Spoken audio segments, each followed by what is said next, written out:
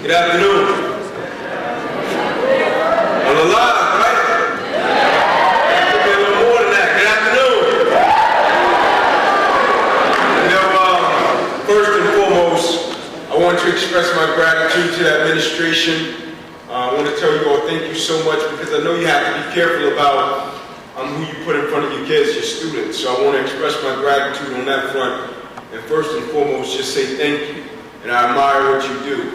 You know, my wife is an educator. My mentor works in education, as well as an assistant principal in Atlanta. So I have great respect and admiration for educators. Also want to say thank you to the Iron Man Group. Thank you for what you all do and the cause and the mission that you all have in life. But before I get started with my presentation, we have a short 3-minute, 30-second video that I want you all to check out. And I'm going to come back up after that. The only thing I ask of you is to give me your attention while I'm here. I have some information that I think can be of value to you in your life, and the direction and the trajectory of it. I'm one that's very concerned with the plight of young people in our world. So the only thing I ask of you is to be locked in the time while we're in here. Get the video. Thank you.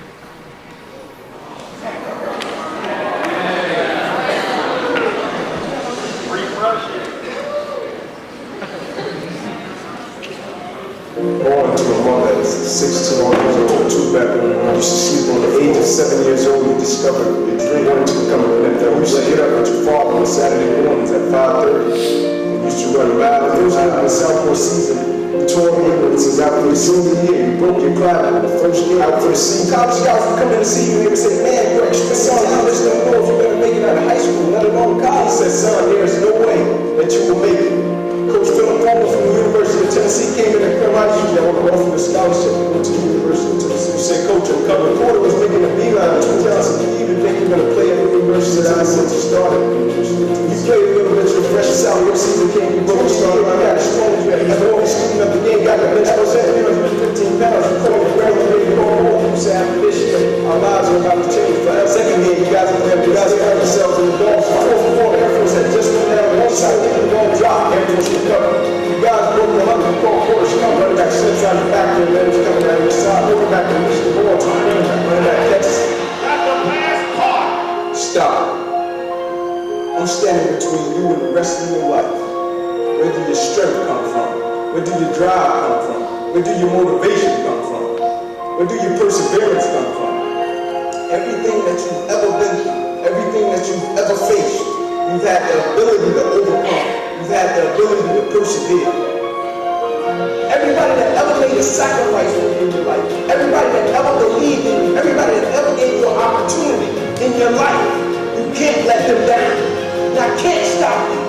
I can't stop you even if I want to. I can't stop you because you're about to get stronger. Turning back. Got the pass caught.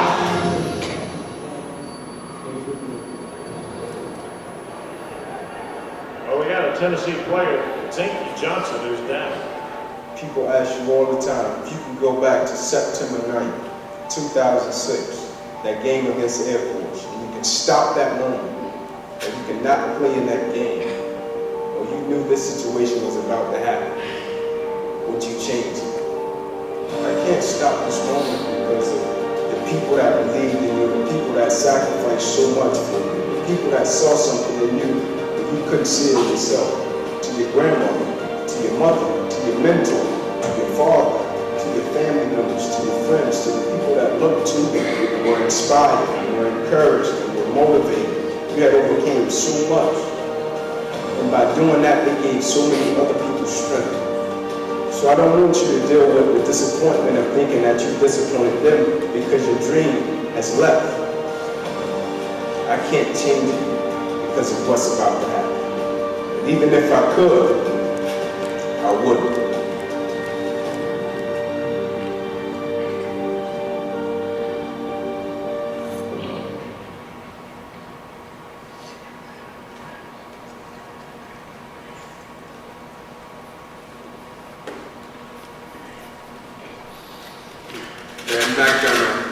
I'm not gonna stay on the stage. I like to come down. I like to be personal. I like to look people in the eyes But real quick, I'm gonna start this session off like I started the last session off pretty quick. The only thing I did, and the only thing I want to know, real quick, by show of hands, if you don't mind, will anybody mind sharing with me what you want to do with your life? Like, what do you want to become? Whether that's a goal, dream, aspiration, attorney, football player, NBA, whatever the case may be. Yes. I want to be a teacher. Teacher. Awesome. Yes. Defense attorney. Awesome. He's a mechanic, engineer, computer engineer, welder, football coach, game designer. Awesome. Yes. Anesthesiologist.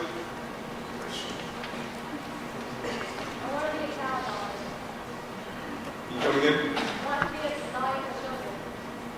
Designer?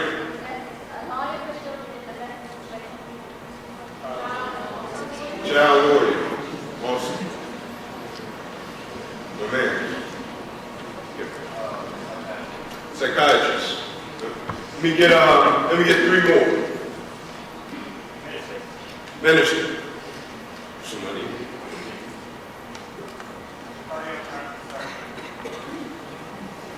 Surgeon. Chemical engineer. Nice. Let's give him a hand, ladies and gentlemen.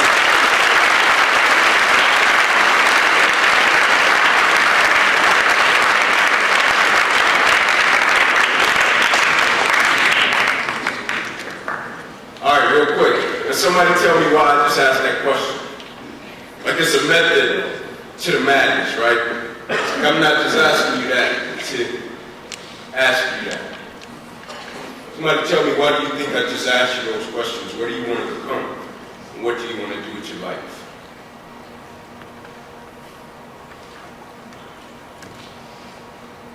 Take a stab at it. It's no wrong answer. It's not a trick question. Yes. Because it's a goal. You try to say the same thing? Get two more. Yes.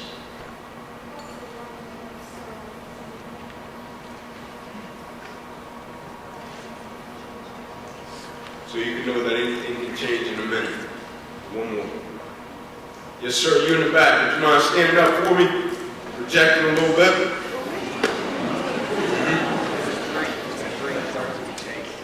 Sir? It's a dream, and a dream deserves to be chased. It's a dream, and dreams are to be chased. Thank you. Let's give him a hand.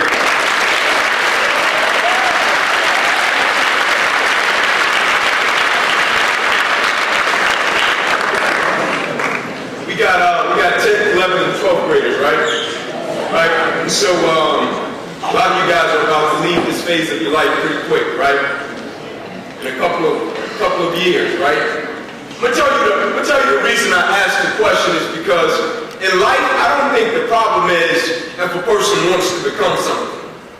Like I think at everybody's life at a certain point, like when they become of age, everybody wants something. Like everybody wants to become something.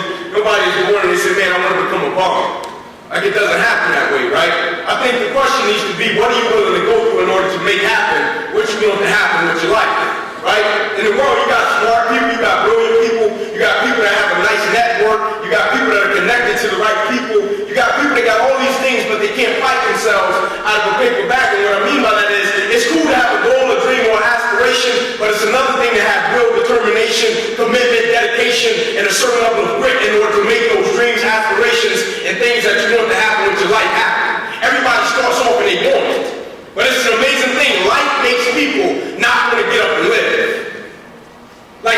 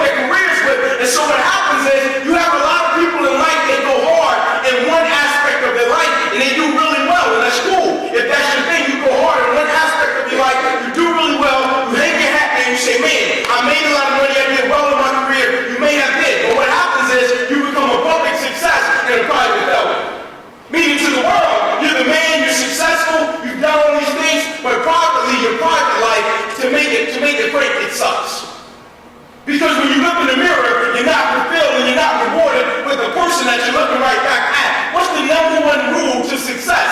Never lie to yourself.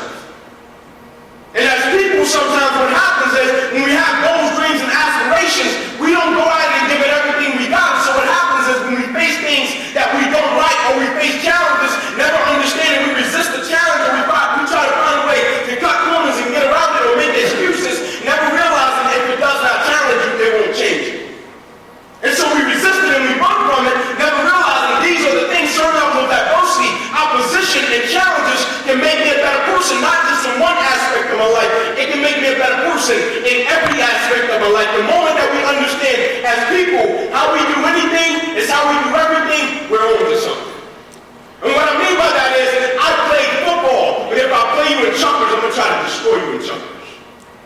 Because that's just my mentality. With everything I do, I play football, but if I wash cars, I was going to try to be the best car washer there is in the world. Because I understand one important concept in life, and what that is sure you're faithful over a few things, and one day you will become a ruler over many. The first step to being great is being grateful. And so when you're grateful for the things that you're a part of, and the things that you do, and the people that are placed in your lives that see things in you that you can't see in yourself, you have a certain level of reverence and respect for everything you do. And so your level of drive, first and foremost, is different. Your level of commitment and dedication is different. And you understand, what if you encounter something that's a lot tougher than you, and you just don't have the drive on that day? Then what do you do? Like I ask kids all the time, I say, what do you want out of life? Like, what do you really want? Right? Like, what's in your GPS of life? What are you chasing with the decisions and the choices you make every single day? Where are they leading you to? Because you're going somewhere. The decisions and choices you make every day, 5 years from now, you're going to arrive at a certain point. It's on you where you arrive at. Like 10 years from now, we're all going to arrive at a certain destination that our decisions and our choices have taken us to. What's in your GPS of life? Where are you trying to get to with the decisions and the choices that you are making every single day? Where is it leading you to? What's important to you? What's your belief system? What is it telling you about the things that you're a part of and the people that you surround yourself with?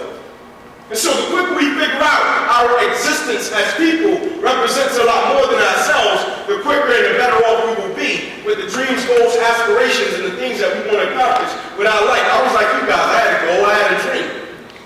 I had an aspiration. I wanted to go to the NFL. Yeah, you'd have asked me when I was you guys' age, I would have stood up and told you, not do I want to go to the NFL, I'm going to the NFL.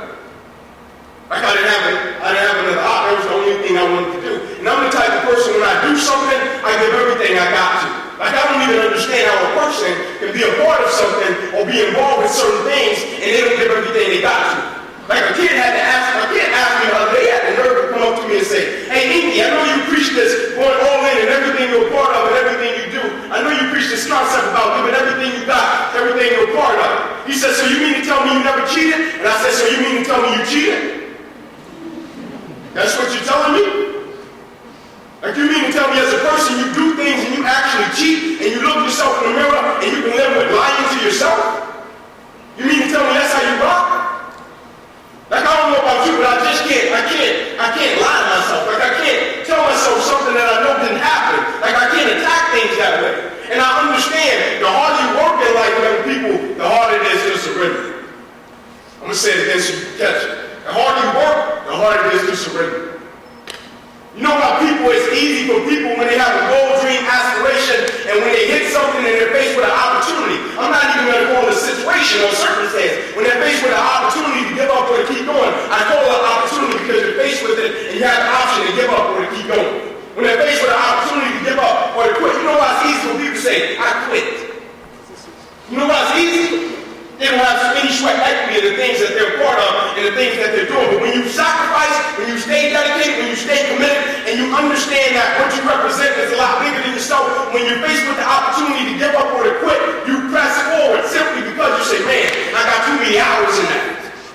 I got too much sacrifice in that. Like my mother was dedicated to my dream before I was. There was a lot of people that saw things in me when I couldn't see it in myself. And so now when I quit, it's not really disrespectful. It's disrespectful to the people that saw something in me when I couldn't see it in myself. Disrespectful. And so why would I quit? Why would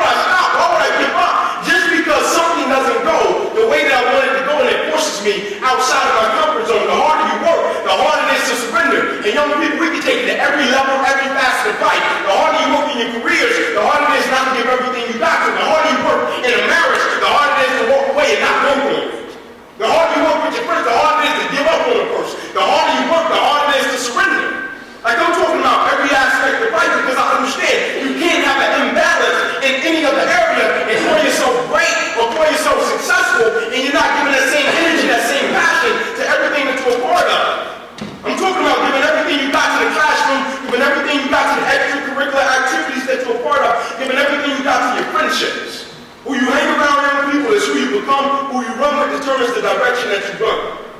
It's a lot of people, their potential simply doesn't get fulfilled simply because they're hanging around the wrong type of people. You know what blows my mind, man? We live in a world to where people get rewarded for doing what they're supposed to do. It blows my mind.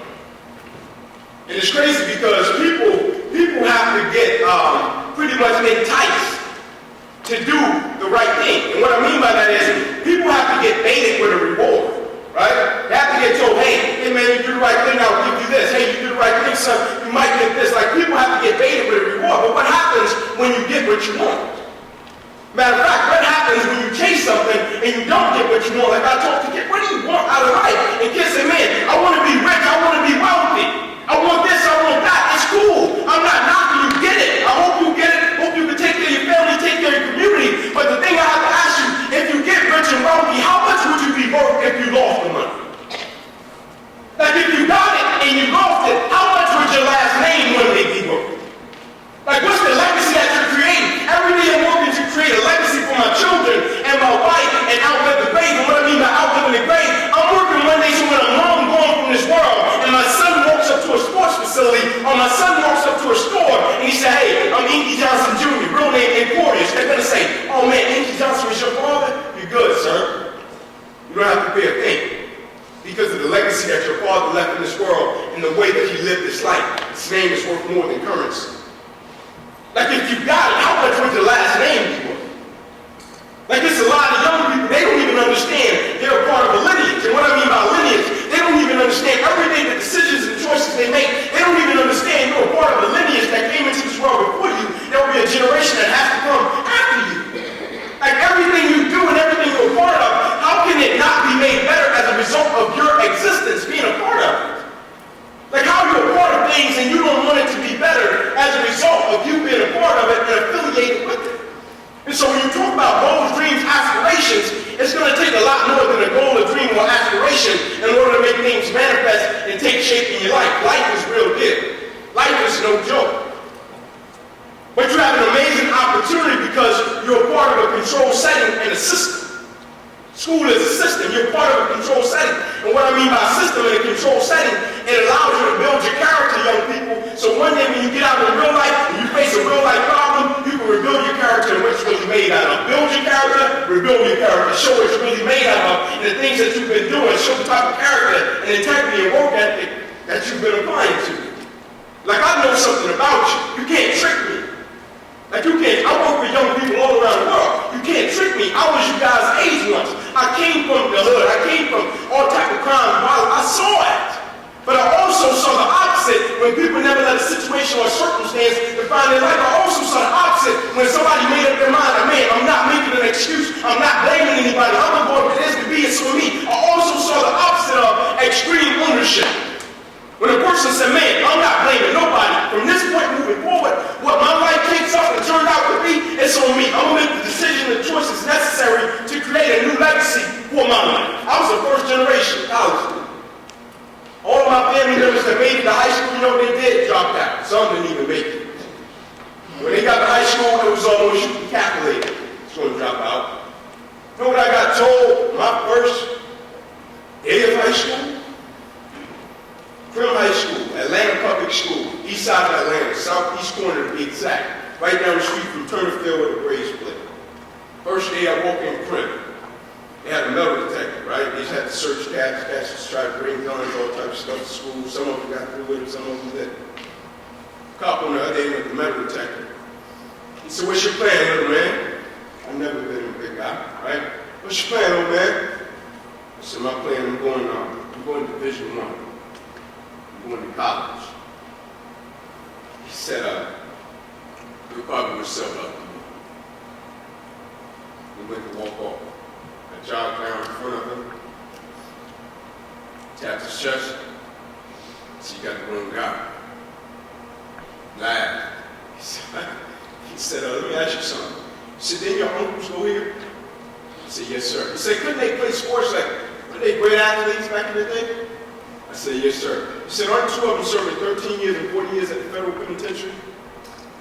I said, yes, sir. He said, exactly. You'll probably end up in cell block. You went to walk off again. Chased him down. That was just, so I don't know who you've been dealing with. So Gene dealt with me. So when I tell you, you got the wrong guy, you got the wrong guy. He laughed. He said, we'll see. You're the first person I went to see when I got my scholarship in Tennessee. That cop. Lunchroom duty.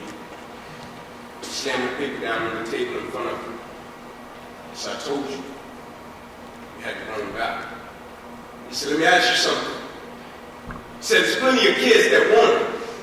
Plenty of kids that want to go to college, plenty of kids that got goals, dreams, aspirations, want to do some incredible things, plenty of kids that want to pick up a trade. Like there's plenty of kids that want it. He said, but how could you do it? Because everybody wants it, but it doesn't happen for everybody. Like most people stop at I want it, and then they surrender and they take whatever they can get, but they stop at I want it. There's very few people that persevere and make it through the I want it, and it's a manifestation in their life. So how did you do it? And I said, oh, you thought I was just trying to go to college.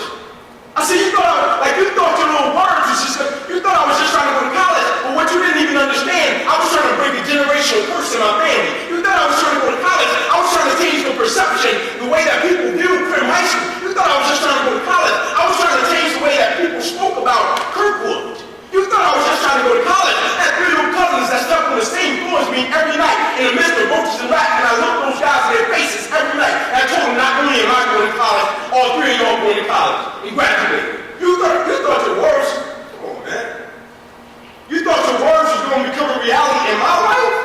No, my purpose is a lot greater than your words in any individual. That's what I'm telling you. You got to have a different driving force to why you do what you do. You can't just want it. Like you have to understand what you represent is a lot bigger than yourself. And so when you come up against opposition, adversity, and a person that tries to downright crush you, you laugh. You say, I don't know who you've been dealing with, but you ain't dealt with me. And I'll never forget I got an opportunity to ride an airplane once in high school. All-star football game. I go in the restroom, washing my hands as I'm leaving out, sign on the side of the wall, and the sign said, as common courtesy to the person that's coming behind you, can you wipe the sink out and leave it better than you found it? When I looked at that sign, I said, it's common courtesy. Everything that I'm a part of, everything that I'm involved in, it's common courtesy to the generation that's coming behind me. I'll leave everything I touch better than I found it. Not only did I go to college from high school, all 3 of my little cousins that slept on that same floor with those roaches and rats came through those same doors and went to college and graduated, and now they're serving their home.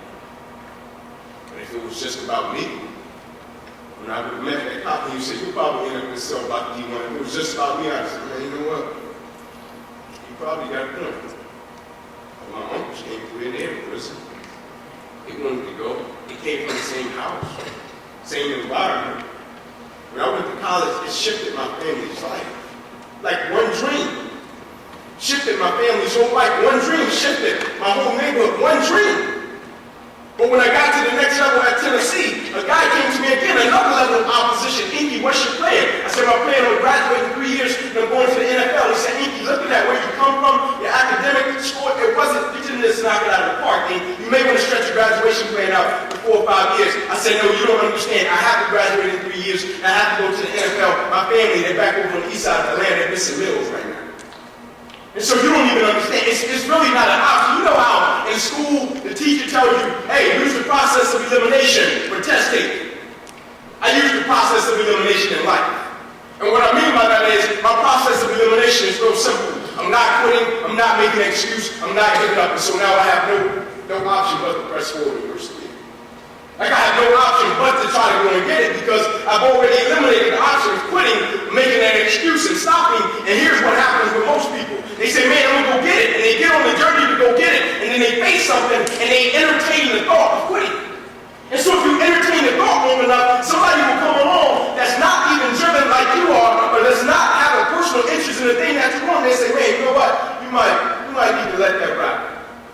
And you'll give into it not even knowing they don't even want what you want out of life. And you just gave in and you just surrendered to something that you probably could have got if you would have persevered. The moment you hit that first wall, if you didn't stop, you probably could have gotten it. Like dreams, goals, and aspirations, there's plenty of detours, plenty of roadblocks on the journey to get it. But the one thing I can guarantee you, if you don't stop, even if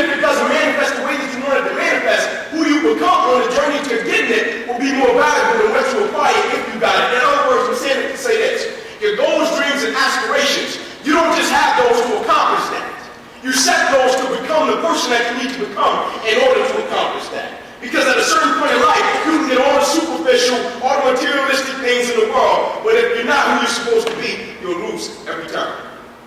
And when you lose it, you probably won't be able to get it back because you're going to take, never realizing what you possess on the inside of you. I'll never forget, I got told there was another person living on the inside of me and I didn't understand it. I was out running sprints in the morning, 4:30 to a fire station. Every Saturday morning, I used to run 2 miles to a fire station, 2 miles back home.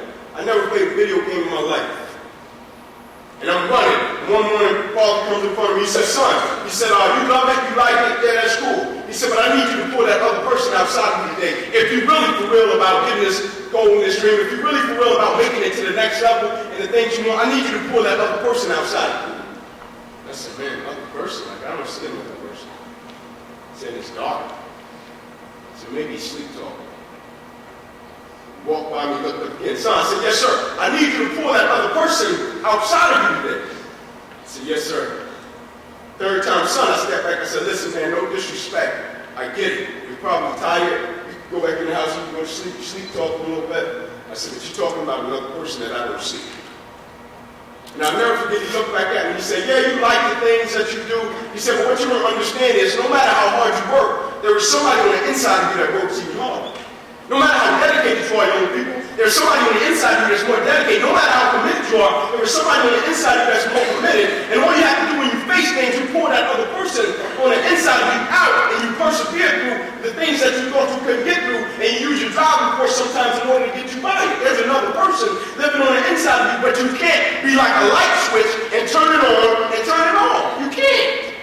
Like a kid come to me and he said, Inky, I was trying to turn it on and everything that I was doing, and I just couldn't kick that gear in. Like, what's the button on a video game? When you want to go fast, what is it? X turbo? What is it? I don't play, so I don't know. But he said he was trying to hit the X button or something, right? Meaning he was trying to go hard in everything that he was a part of, and he couldn't kick that gear in. Right? And I said, man, listen. I'm a straight shooter. I'm an honest guy. I don't dance around things. I don't sugarcoat things. Right? That's not real life. And I said, listen, brother, I don't even know you. I said, I don't know nothing about you. I said, but this one thing I do know. I said, I guarantee you, I know why you can't go hard in everything that you want to do. I said, I know why when you're trying to kick it in, you can't go.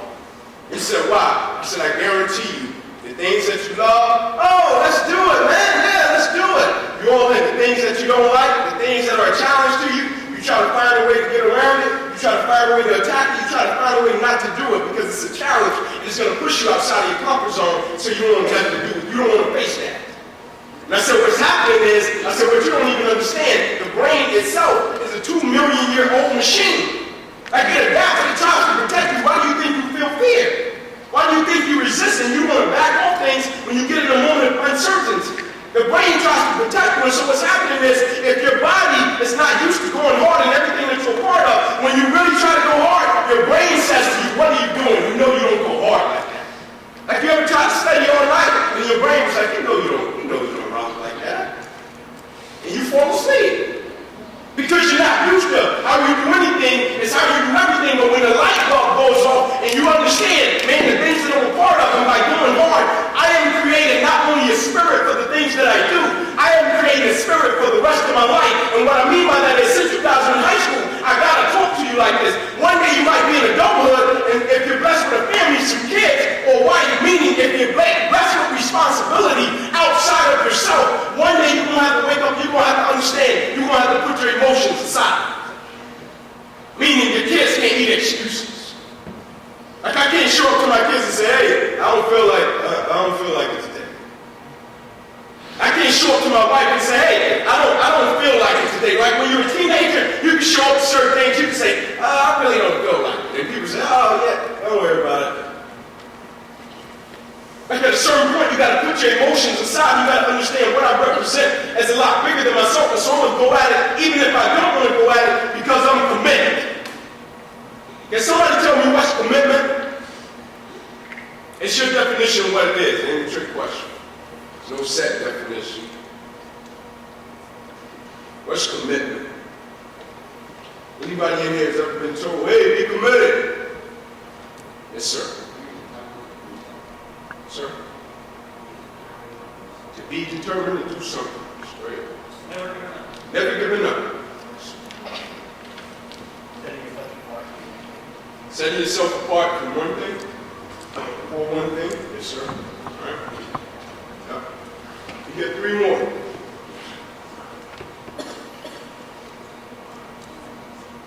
Yes, sir. Something you constantly work at? Yes, sir. 2 more. Yes, ma'am.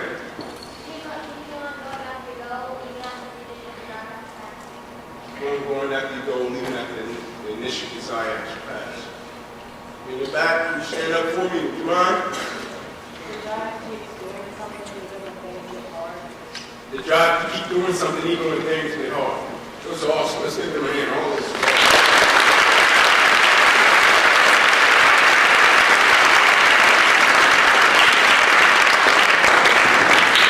And basically what I'm about to say is a culmination of all of those things.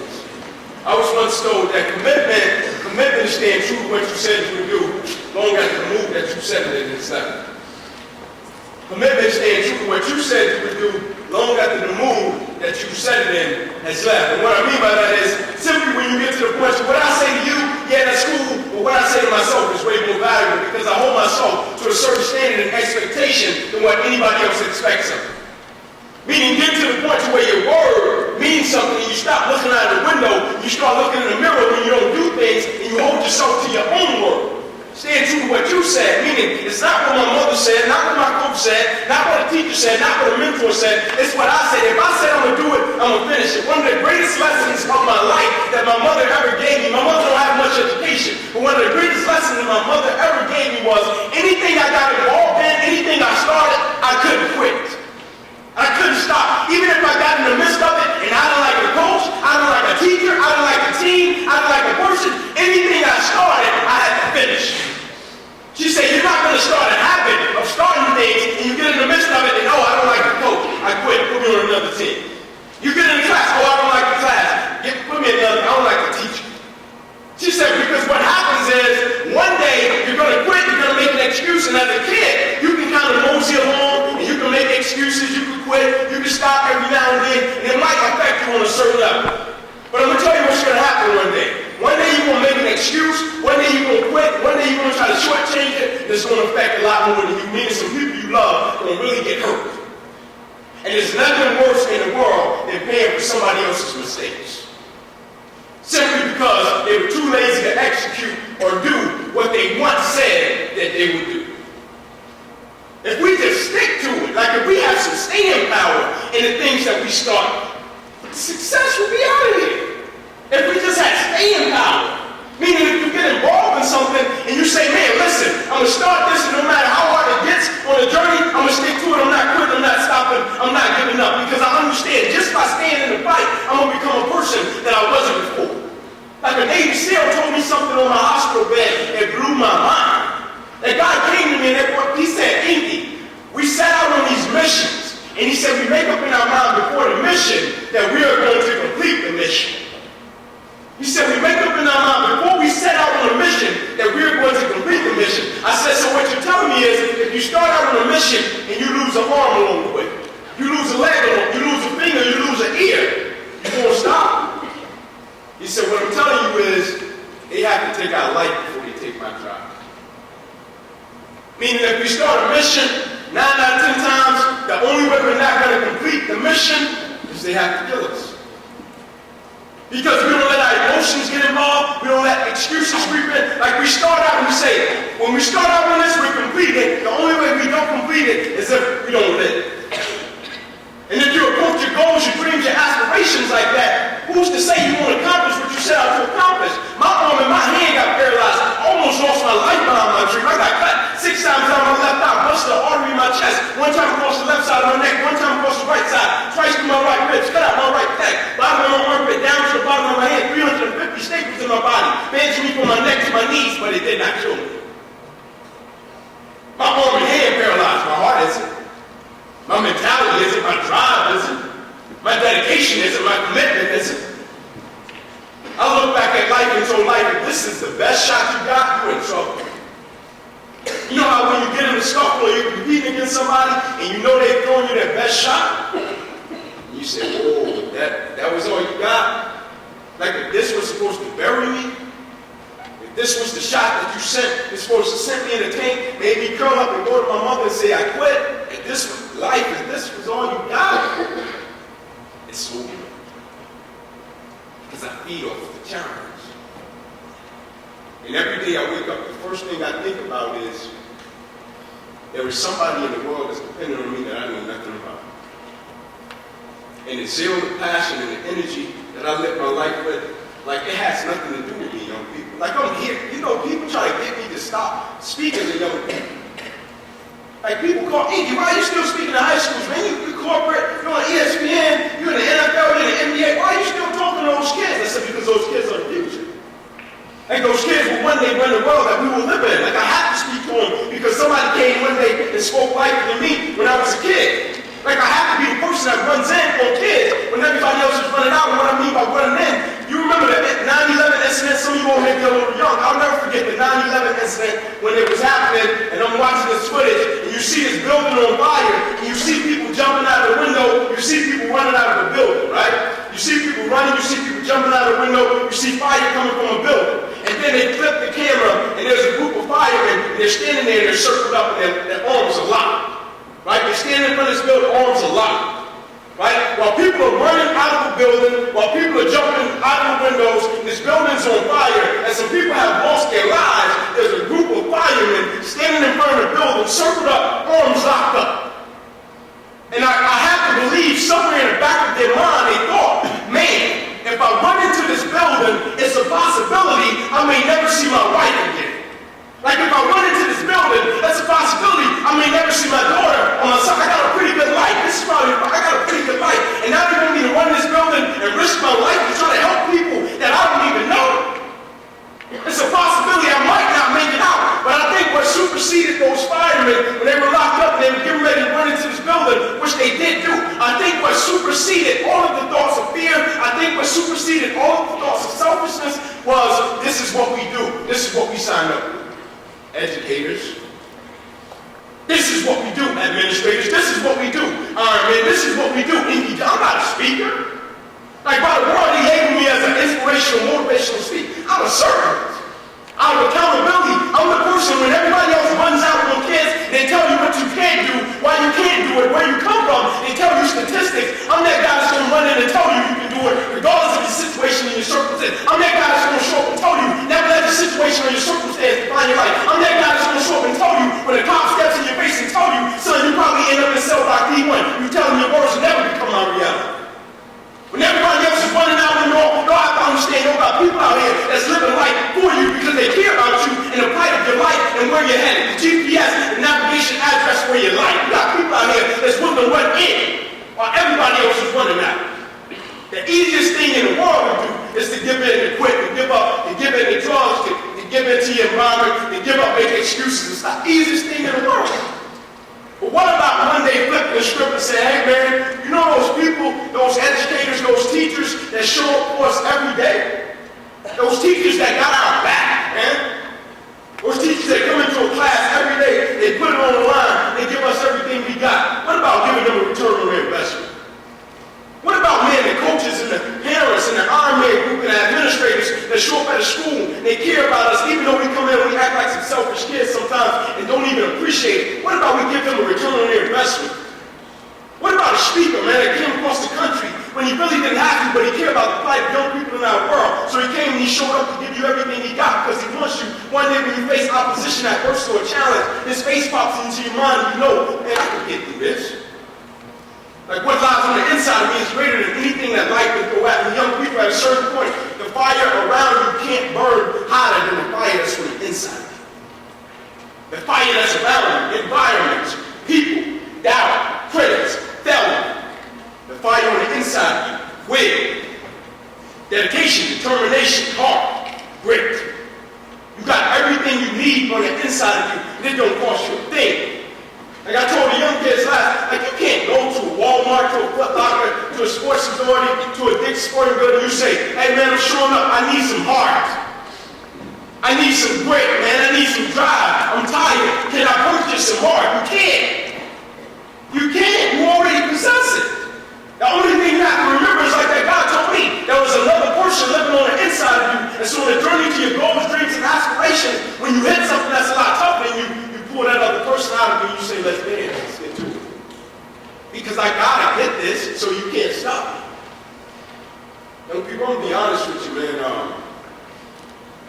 Like, the reason that I didn't stop and I didn't quit when my life changed, like, you have people in the world, they speak about things that they've never lived. Everything I speak about, I've lived and I've been through, right? And I came from these things, so I can speak about them in a certain way, and I can tell you why. I know something about you, and I don't even know you, because I know you can do it, but you put your mind to it. But the reason I tell you these things is because when I almost lost my life, right, and my life changed, like I wasn't born like this. Like, I used to lift 325 pounds. I used to laugh. I used to get on a bench press, pick up 325 pounds, a 350-pound lineman run around the corner. I'll snap his neck back. Like, I used to run 4.38. I could dunk a basketball, play baseball. I could do anything. I could jump on it. I could do anything in the world. And my life changed overnight. And I could no longer do any of those things. And so the thing that I once put my strength in, which was football, now it was no longer. And that little dream that I had about going to the NFL, gone. Now the only thing I had was a paralyzed right arm and hand. I had to learn how to write all over again on my left hand. I had all these scars from surgery. And I had the ability to press forward.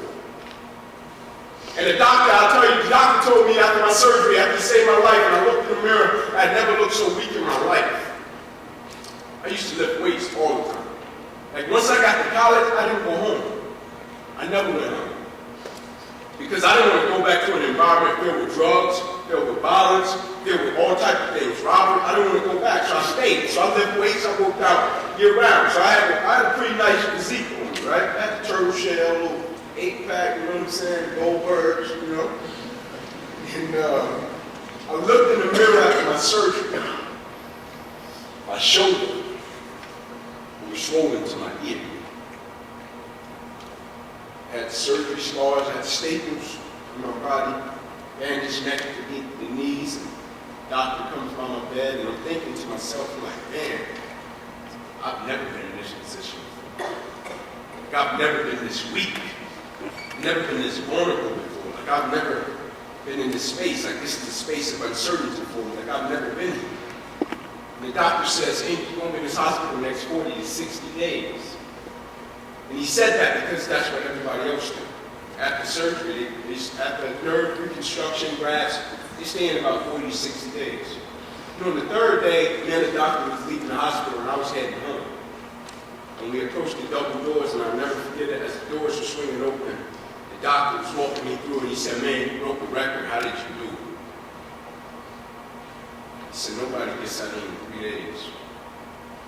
And I looked at him, and I said, man, I didn't have to write, man. He said, you didn't have to write. Don't people want me to tell you something?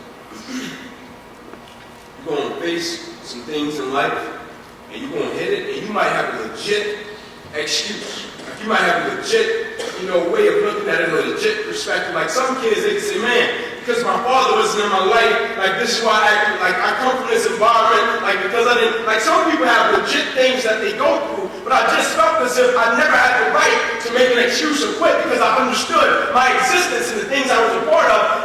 There's a quote that says, I come as one, but I stand as 10,000, and what that means is, every day, wherever I show up, I represent a lot more than myself. People don't even know this. People know I play football. People don't even know who signed me up to play football. Like, my mother didn't sign me up. My father didn't sign me up. My father wasn't even in the picture at the time when I wanted to play football. My father didn't come into my life until later. When he heard I could play ball pretty good, then he snuck into my life. We passed the relationship up. I forgave him. But most people don't even know. Me and my cousins, we used to play tackle football in the streets. Tackle football, bloody, in the streets, scarred up, everywhere. Drug deal on every corner. Blue pickup truck comes down the street one night. Sun is going down, he walks on the curb. Out gets a white guy. First white guy we ever saw in our life in our neighborhood. Uncles, they break out running. They're on both corners. Take off. Uncle Bobo football, serving 40 years in prison right now. He looks back at me and said, "Hey, don't talk to him." Saying to me, that guy got to be police. Guy named Trey Hurst, called him Coach Trey. Nicest guy in the world. He shows up, he walks up in the middle of the game. He said, "Hey man," he said, "would you kids like to play football on the grass? Would y'all like to play organized ball?" He said, "I got a little league on the other side of town." I stepped up. I love football. I said, "Yeah man, we love it." He said, "One house against your garden." I ran in the house, my uncle was in there by marriage. I said, "Uncle, man, it's a guy outside, he asked me like to play organized ball. Will you please come and talk to him?" Uncle said, "Yeah, I come out." Uncle came out. Coach Trey said, "Listen," he said, "I got a little league across town." He said, I was just over here because I was bringing a kid home, you know, and his mom asked, so I just rolled down the street." He said, "But I run a league across town." He said, "You all want to sign these kids up to play football?" My uncle said, "I'm sorry to inform you, sir. We'd love to, but I don't have the money." And I'm standing there in front of him. He was like, "His mom, she definitely doesn't have the money." He said, "So we appreciate the offer, but we can't afford the people. We can't do that, man." Go straight, I'll never forget it. He said, "I'll tell you what." He said, "If y'all get these kids to the park," he said, "not only will I pay for him, I'll pay for every kid in the street." But my uncle got us to the park. He paid for me. He paid for all of my cousins. You know, when I was in the hospital, they saved my life, and my mother came into the room after I woke up. My mother was the first person I saw. You know, the second person I saw, go straight. She was crying on my mother's shoulder. She was crying on my mother's shoulder after my life, that's it. You know, my mother worked at Wendy's as a kid. My mother had me as a teenager. You know, my mother couldn't buy me things on Christmas. You know, we would call my mother, he would show up at my door with drawers and socks every Christmas, and he still does it until this day. I'm 30 years old and I don't even need it. Go straight. Started when I was 7. So you think I'm gonna quit on a guy like that? When a guy that showed up in the street in one of the roughest neighborhoods in America and had the audacity to walk up in the game and told my uncle when he told him he couldn't afford it, he said, "Don't worry about it. Y'all get him to the park. I'm gonna pay for my little man. I'm gonna pay for every other kid out and change our life." It's people like that that come into our lives at every level and we forget. Somehow adversity makes us forget every one of the people that ever helped us become the individuals that we are. You know why I love adversity though? It's because adversity will introduce you into who you really are. You want to see the true character of a person? Watch them when they go through something. Watch them when they got to fight for something. Watch them when they got to dig deep for something. That's why the quote says, you don't judge a person by where they stand in moments of comfort and convenience. You judge a person by where they stand in moments of challenge and controversy. Some things in life you just got to fight for. And I don't know about you. I don't surrender. I don't quit. I don't get big. I fight for what I want out of life. And the reason I fight for what I want out of life is because I understand if it happens and manifests, it's going to help and bless a lot more than just me. Young people, we got to get to the point where we understand our existence represents a lot more than ourselves. Every day you wake up, I dare you. I triple, double dog dare you. Every day you wake up, before you come into these school doors, before you go to practice, before you're involved in your extracurricular activity, I double dare you every day you wake up, you think about the people that help you become the individual that you are. And you say, I can't quit on them, I can't make excuses because of them, and I'm not going to give them any less than my best. I dare you. And watch what happens when you young people, I know something about you, man. I know you got it. But you can lead a horse to water. You can't make him drink. You know you got it. At a certain point, you got to stop renting other people's belief. You got to stop renting other people's hope. You got to stop renting other people's faith. You got to purchase your own in order to get to where you're trying to reach. That's my time. God bless you. Show nothing but the best. Thank you.